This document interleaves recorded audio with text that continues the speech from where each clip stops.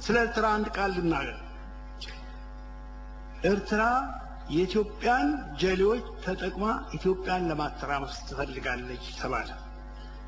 ይህንን ሐሳብ መከራከር በጣም አስቸጋሪ ነው። ኢንፎርሜሽን የለንም። ኢንፎርሜሽን ያለው መንግስት እንዲህ ካለ ማመን ያስፈልጋል። ግን አንድ ጥያቄ አለ። እነዚህን የኢትዮጵያን ጀሌዎች ለኤርትራ አስረክበን ዝም ነው የምንለው? ይውሰዳቸው ኤርትራ ለምን?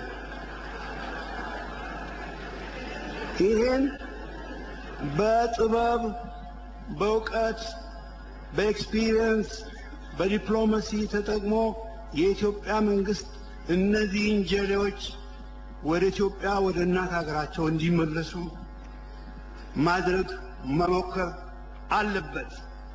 ልክ ምንም ማድረግ እንደማይቻል ነገር በቃ አስረክበናል፣ ሌላ ምንም ምርጫ የለንም፣ አማራጭ የለም፣ ከኤርትራ ጋር ዘላለም ይኖራሉ ብሎ ማሰብ እኔ ትክክል አይመስለኝም።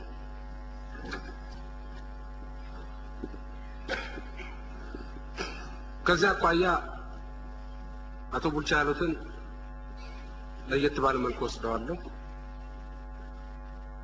ለምን ለነሱም ተውላቸዋለን፣ ለምን ወደኛ አንስባቸውም የሚል ሐሳብ አላቸው። በኢትዮጵያ የሀገር ሽማግሌ ደንብ ሊባል የሚችል አመለካከት። ስለዚህ ተገቢው ክብር ሊሰጠው የሚገባ አመለካከት ነው። ነገር ግን እዚህ ላይ ሊሰመርበት የሚገባው ነገር እነዚህ ሰዎች ለመስጠትም ላለመስጠትም እነዚህ ሰዎች ለኤርትራ መንግስት ለመስጠትም ላለመስጠትም እኔም እሳቸው መብት የለም። የራሳቸውን አቋም የሚወስኑ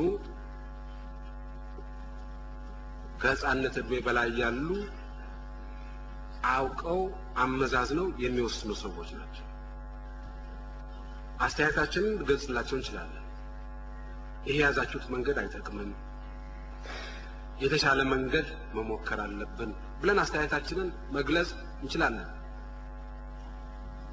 ክቡር አቶ ቡልቻ እንደዚህ አይነት አስተያየት ሰጥተው እንደሚሆኑ ገምታለሁ። መክረው እንደሚሆኑ ገምታለሁ። ለማሳመን ጥረት አድርገው እንደሚሆኑ ገምታለሁ። ካገራረጻቸው ከባህሪያቸው የሚነሳ ስለሆነ ሌሎቻችንም ሞክረናል የራሳችን። አይሆንም ካሉ ግን አውቀው የወሰኑት ነውና የራሳቸው ውሳኔ ነው። ለራሳቸው ውሳኔ ተጠያቂ የሚሆኑት እነሱ ናቸው። እግረ መንገዴን በአካባቢያቸው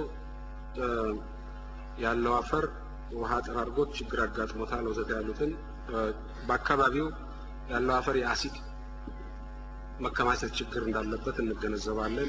ይህን ችግር ለመቅረፍ ካለፈው ዓመት ጀምሮ አንዳንድ ፕሮግራሞች ተቀርጸው ጥሩ እሳቸውም የሚያውቁት ይመስለኛል ተስፋ ሰጪ ውጤቶች አግኝተንበታል።